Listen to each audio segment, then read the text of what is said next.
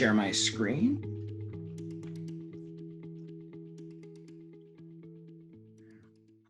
And again, if I have to pause from time to time, I apologize, but we do still have people populating in our waiting room right now.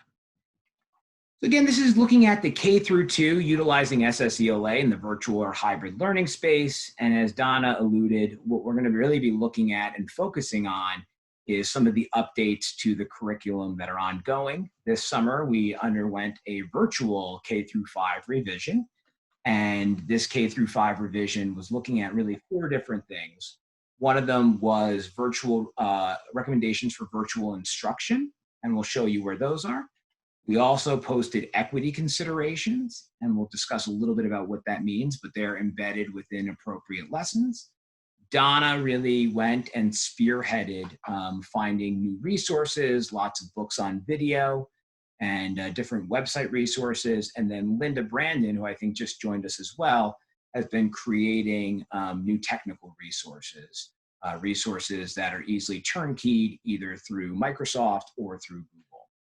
And I would just encourage either of them to jump in and discuss any of those resources as we do go through this.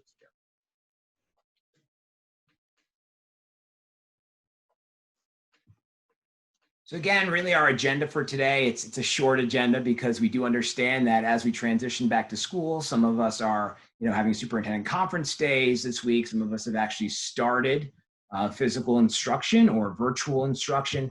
And so we really want to make the best use of our time here today. Just wanted to show you a brief overview of some of the work that has been done. So this is what we call our working document.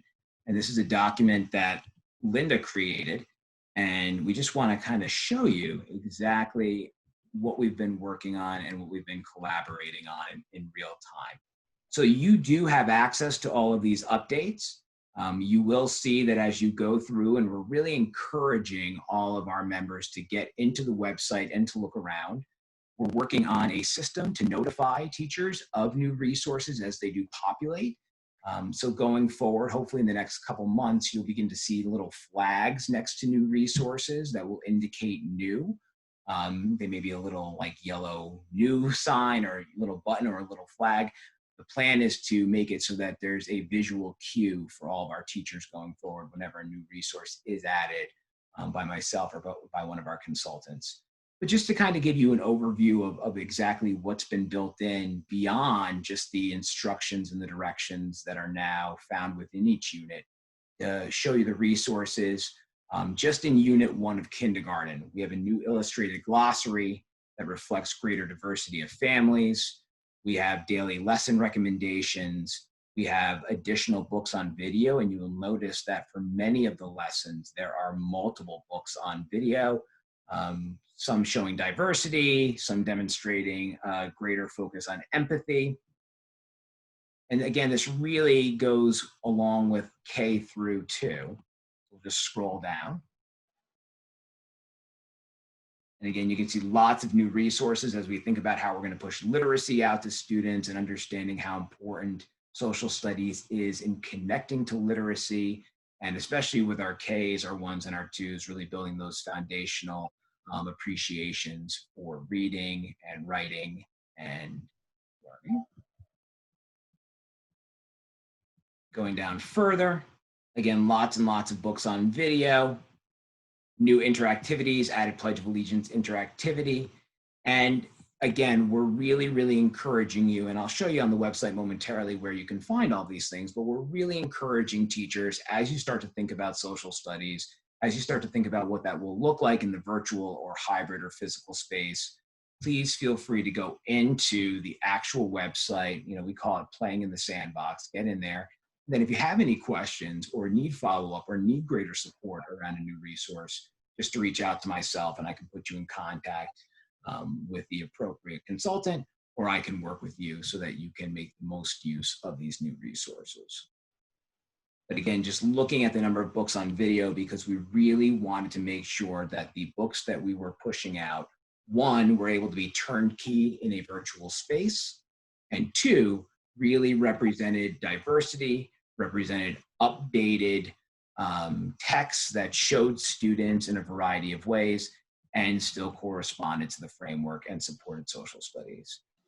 PBS videos inserted, new PowerPoints inserted, lots of different definitions updated. Again, the imagery and a lot of, if you have traditionally used any of our illustrated glossaries, before you go and use them again this year, I would really encourage you to go look at the updated ones, because Linda did a really terrific job of just showing the diversity of our students and our populations and our communities. Because again, it is so important for students to see themselves reflected.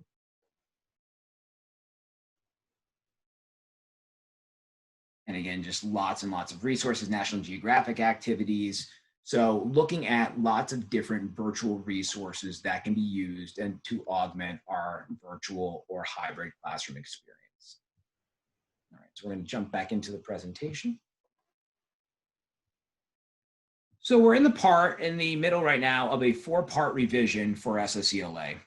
Again, I mentioned we have virtual instruction recommendations. What you will find, and we'll go into the actual platform momentarily, is you will find within specific lessons, but at least 1 or 2 times within a unit, if not more, you will find specific recommendations given to how a lesson could be turnkeyed or adjusted or adapted to be more functional in a virtual or hybrid learning space.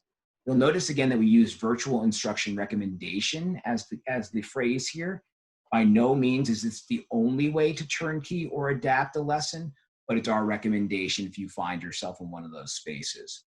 We also put equity considerations where appropriate within the different units and lessons. Again, the term consideration. These are not step-by-step formulaic directions on how to make your classroom more equitable. For those of you who have districts or have engaged in equity work, we all know that there is not one simple formulaic way to make a classroom more equitable. Much of it has to do with the communities that we serve and knowing and understanding what our students' needs are and our families' needs are that we're serving. So we put considerations. These could be in the form of questions. They could be in the form of key takeaways, but they're really just to kind of focus your lens before you engage in a particular lesson, and just some considerations and general takeaways to have before you engage with students around those topics. As mentioned before, Donna had gone ahead and curated virtual digital literacy and content resources. Those look like a lot of the different websites, which I had just mentioned as I was showing you that other document. A lot of them, again, are books on video, hosted on YouTube or other websites, with the idea, again, of showing greater diversity while still tying into the framework and showing some more current text. Donna's done a terrific job in highlighting brand new resources that have come out. And the one thing that I would encourage you is that when we do eventually find ourselves in the physical space again, this would be a great place to look for new physical books to bring into the classroom. So at this point, because we're in a virtual space, they're going to be helpful, but they would certainly also be great books to have within a classroom. Anything you want to add there, Donna? Yeah, in certain cases, I was able to find some of these things in Spanish. So there are some that are in Spanish and English, and in some cases, the read alouds are in Spanish as well. If I couldn't find them in Spanish, obviously they aren't there, but you'll notice that there are some. Terrific. Thanks so much, Donna. And then Linda, I believe you're on the call. Is there anything you want to add to the 4th bullet, the materials to assist in virtual instruction? I've just kind of, added a few things here and there, and just to let everybody know, there will be more added as we go along, so that you can take some lessons and push them out to students, using either Google or Microsoft, or some of them are just internet-based activities that I've added. But right now I'm trying to get all of the new resources listed and some of the interactivity activities listed, but it's a process. So I just want everybody to be aware that as you explore the curriculum, you may, as you go over the next couple months, find new things as you go along. And hopefully they'll be flagged, as Greg mentioned before, so that when you come to a particular lesson, you'll be able to see what's new. Linda will also be offering, through SSELA, she'll be offering a professional learning later in October, focusing on how to take many of the resources. Again, SSELA, there's a team of 5 of us. And so it's a big platform, right? We're a ever-growing community that is rapidly approaching 10,000 educators. And we do our best to keep things updated, but the sheer amount of resources that are on there, it's going to take years to digitize all of them. But if you are someone who is especially interested, or you want to learn more about how you can take the resources that you find in real time and make them virtually accessible to students, whether it be through Google or whether it be through Microsoft, depending on what kind of platform your district utilizes, you can go on to My Learning Plan, and Linda does have that offering. Also under the online learning tab on the SSELA website, Linda last year did a tremendous presentation on basically gamifying, or turnkeying, making a lot of these resources more accessible or more engaging for students. And you can find that presentation under the online learning tab, and that's also a great place to start. And I believe Nancy McGuire also joined us. Nancy, is there anything else that you want to add to before we actually jump into the website?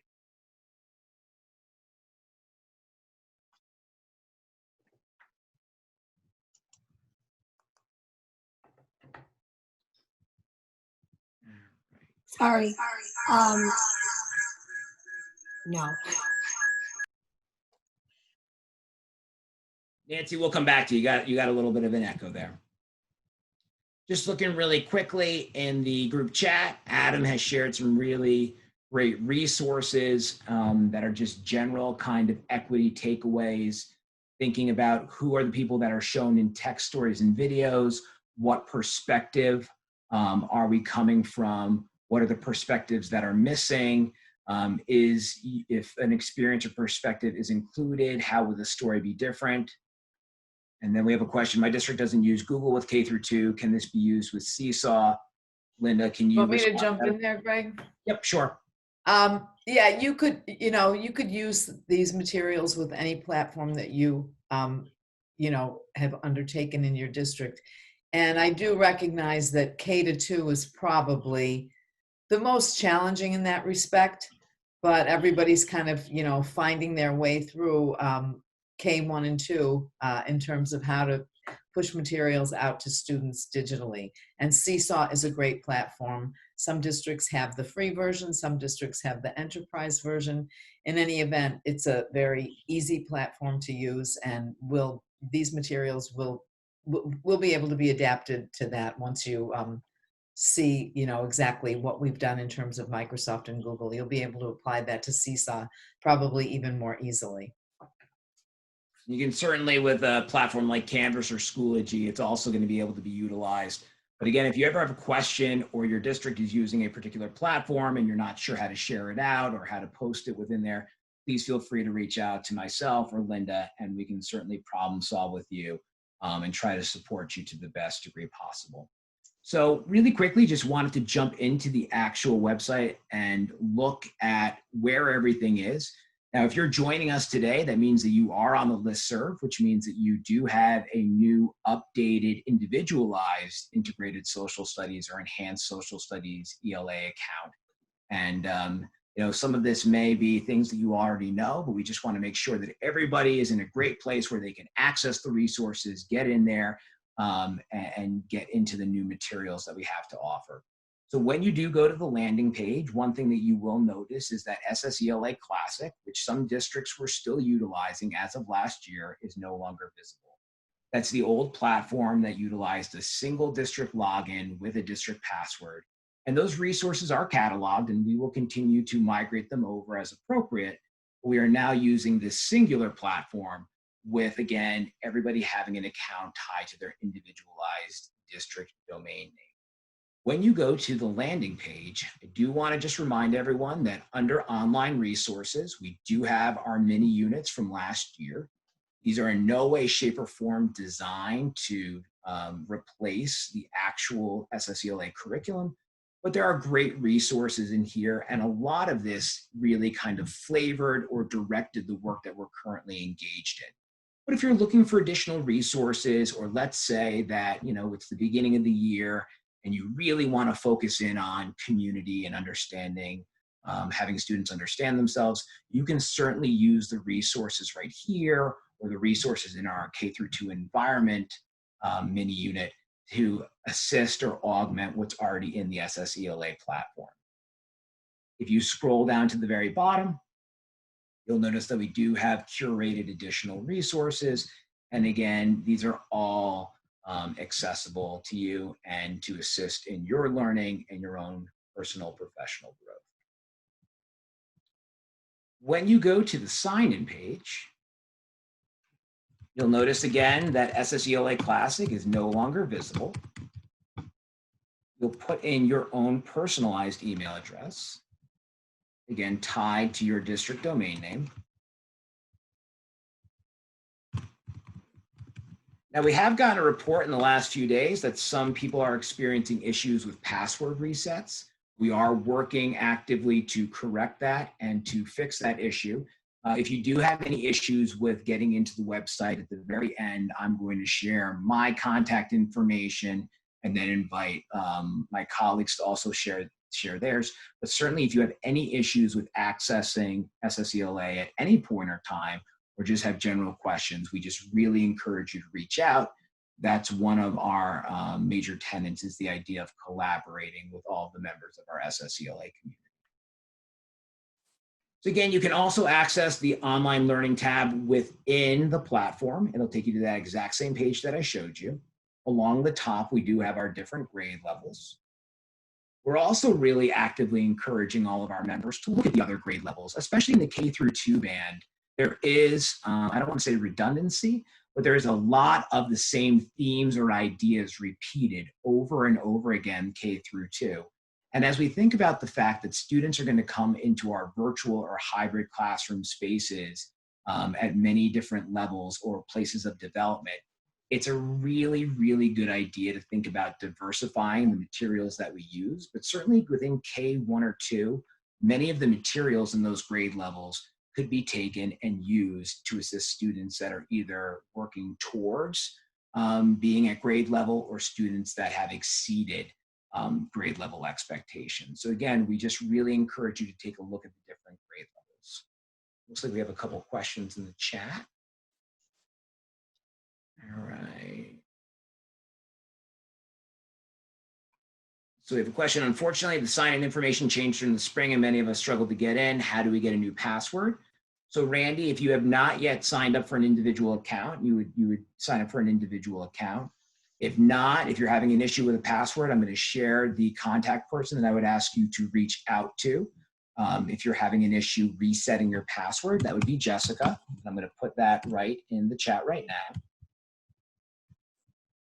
But if you are one of the districts that's having an issue right now with password functionality, we are working to resolve it. But if you continue to have an issue, Randy, in logging in, please just reach out to Jessica at jbla@pnwboces.org. But our IT department is working on that issue now. We're hoping to have full functionality and password reset reestablished in the coming days.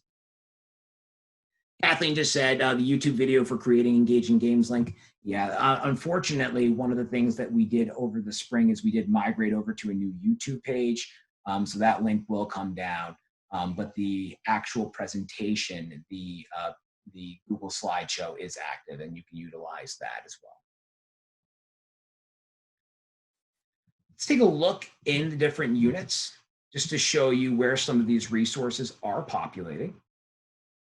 If you go into a unit, so remember SSELA is organized into units and then into individual lessons, and then the lessons are further broken down into days. This looks exactly the same as the layout from last year. You'll go into an individual lesson. You'll see the enduring understandings, the essential questions, the suggested time allowance. At some point, this may migrate to a different place in order to make the website more functional, but for now, you'll see these 3 boxes along the top. Again, we oftentimes get questions from teachers about whether or not this class period is written in stone. Remember, SSELA can be adapted, and it can be used almost like a modular system where you actually do go day by day, or you can adapt and use it as a repository of resources. So this is the recommendation for a particular lesson, but you can certainly adapt that to your own individualized needs. Once you go down below the 3 boxes, you'll see activities and procedures. In the case of most lessons, you will see multiple days listed. It'll say day 1, day 2, day 3. You can then click into that and expand. What you will begin to see within these individual lesson plans are these two different prompts. The virtual instruction recommendations, which again are optional, right? We're recommending that these are ways that lessons could be adapted or changed to make them work more effectively in a virtual or hybrid space. And then underneath, you will see equity considerations, many of which are very similar to what Adam had posted in the chat before. Because one of the things we really do want to think about, especially K-2, and especially at the beginning of the year, when we're thinking about social emotional learning, we're thinking about creating classroom community in very kind of unusual or unfamiliar spaces, is we really want to think about how students feel in that space and also how they see themselves represented. And so you will see throughout K-2, because all 3 grades touch on things like establishing classroom rules, establishing classroom protocols, you're going to see a shift within those in terms of equity considerations in how do we have students feel validated within a virtual classroom space, how do we make them feel seen within a virtual classroom space, and how do we make them ultimately feel like they are heard.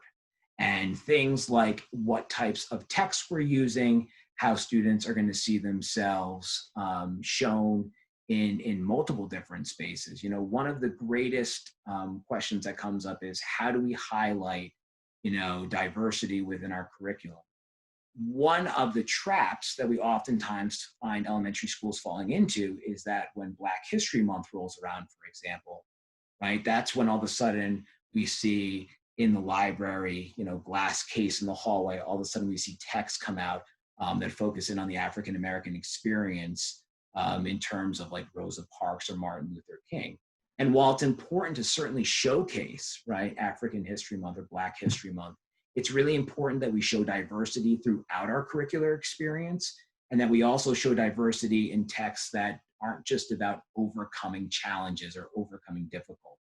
We really want to make sure that we're showing diverse students having joyful experiences and normal childhood experiences.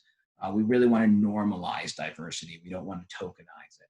So just something to kind of consider. And again, the equity considerations are not formulaic. There is no way to say, this is the 5 things you have to do. And if you do this, you will have and achieve an equitable classroom. Instead, it's really, as Adam had shared in the chat, about a thought process and about a wider lens about what's informing the practices and actions that were taken within the classroom.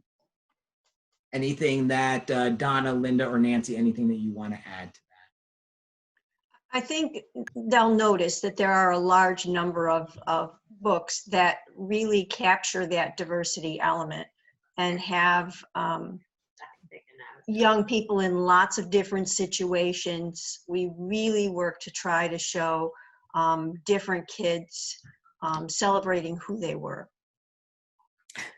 And Greg, I wanted to just add that in the virtual suggestions, in some cases we've noted where you might want to use a C3 inquiry or one of the other resources we have in substitution for the lesson that's outlined, or we've suggested that if you're in a pinch for time in the virtual space, one of the things you might want to do is skip day 1 or day 3.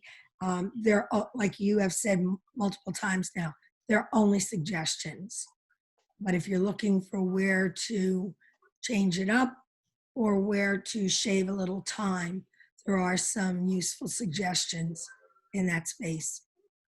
And let me also add that in many cases, not all obviously, but when Donna found a specific resource or a book on video that dealt with diversity or equity in some way, there may also have been an accompanying teacher guide. So make sure you look under that tab under, now not in this particular page Greg is looking at, it doesn't have it, but it's called Teacher Resource Materials. So in many cases, there will be corresponding teacher guide that will go along with one of the new books that we've added. Terrific. Thank you all so Or much. just additional information, Linda. Sometimes, not necessarily in this particular grade, but there'll be additional information that provides background material for teachers so they may feel more confident in teaching a particular topic. And again, one of the other points that we want to stress, and thank you all so much for adding those important points, is we are going to be doing an ongoing webinar series beginning in October. And one of the things that we're asking is for interest from our SSELA community. You know, we've unpacked a lot of what's gone on over the last 6 months. These have been the most extraordinary times, you know, in many negative ways, but also in some positive ways. And one of the things that's really manifested is the fact that we are a strong community of elementary educators who are dedicated to good, solid, framework-aligned, student-centered, you know, working through an equity lens, social studies instruction in New York State. And we're approaching that 10,000 member threshold, and we really are only as strong as the community as a whole. So the one thing that we are going to ask as we think about what webinars we will offer going forward, we would ask that you please reach out to us through the website. And again, I've given you Jessica's email address. I'll share mine, and I'm sure Donna, Linda, and Nancy will share theirs as well as we're you know, kind of coming to resolution of this session in the next few minutes. But if there's a particular topic that you're struggling with, if you want to dive deeper into diversity, if you know, are like, well, these are great books on video, and you'll see there's a brand new tab, right, just for books on video. How are ways that I can turnkey this, or what are some great jumping off points for this? We really want to tailor those webinars and those free learning sessions going forward, beginning in October, around your needs. And we would just encourage you to reach out. And just, you know, say, hey, I've got a topic that I would love to see explored by SSELA. Can you do a webinar on this? And we're going to really work with all of you to make that possible. So again, we really are so appreciative of you joining us today. We will stick around and answer any specific questions or offer any support. One last thing, if you do look on this page, as we think about struggling with time, and Nancy had alluded to this, we really have to think about the fact that social studies, right, and the 3 different parts of social studies, the content, the key ideas, the understandings, the standards, and especially the practices really do have so much overlap with the next gen ELA standards, and even with some real science focuses. Because one of the other things that Donna didn't mention is she's a passionate advocate for engaging students in learning around the environment and around science. And so one of the other things that you'll find in our K-5 revisions is multiple jumping off points where you can connect the broader natural world to social studies as well. But we really encourage all of you to take some time and look into the social studies framework, look at how each lesson ties into the standards, the key ideas and practices, and then also spend some time looking at the next gen ELA standards and look for those overlap moments, because we do know that even at a really foundational level, K through 2, students do recognize when the same topics or ideas or skills are practiced in multiple different subjects, and they oftentimes do better because they see that it's a skill or a practice that they are going to have to implement in their thinking in multiple different places. But we are just so happy and so thrilled that you did join us today. And I'm going to open it up to questions. I'm going to open up the chat box right now. Everybody has shared their resources and their contact information. I'm putting mine in there right now. Right, can I just add Sure, please. thought for others? I know there are many different iterations of how you're returning to school, and some of you are in situations where depending on the temperature of the day or depending on how things are going, you may switch from face-to-face to virtual suddenly. One of the things you might consider doing is going through a unit and deciding, wow, this is a lesson that I could easily pop in for a day when we're caught off guard and we're going to be working virtually. Keep a list of them so that you have almost like emergency substitute plans at your disposal that you can easily post with last minute. So it's a thought. They may be non-essential lessons, but they are germane to the unit you're in. So just sort of keep those to the side. Thank you, Nancy. And Adam just said if his teachers curate or create new resources, can we share them? Yes, please. Please share resources out. Again, you know, we are finding ourselves, right, as curators now, as much as we maintain, and this is a platform that's been built up by teachers and improved by teachers.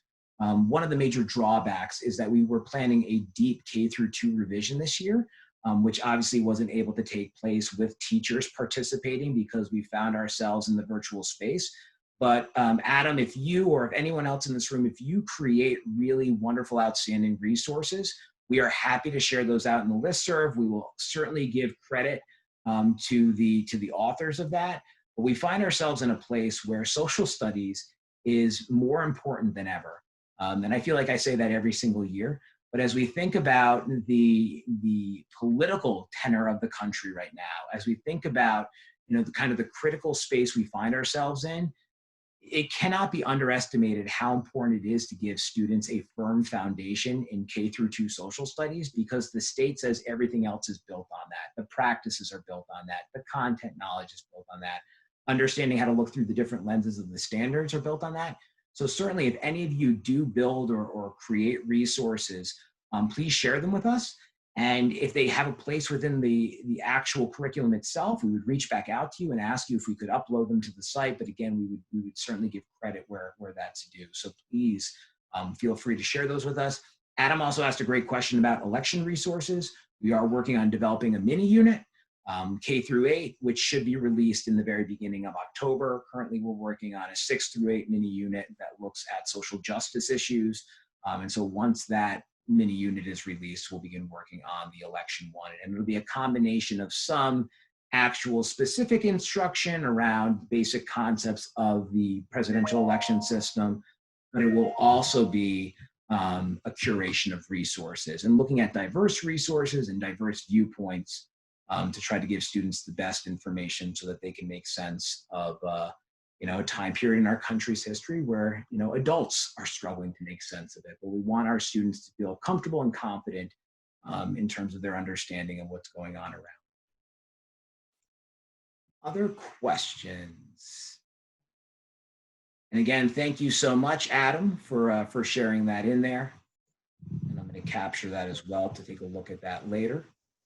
Yeah, may I add just really quickly? Sure. I think that it is such a intense time for teachers everywhere, and so I'm interested in figuring out ways to share sort of the load across teachers so everyone's not recreating the same work, and so finding ways to do that in this community, I think, would be valued.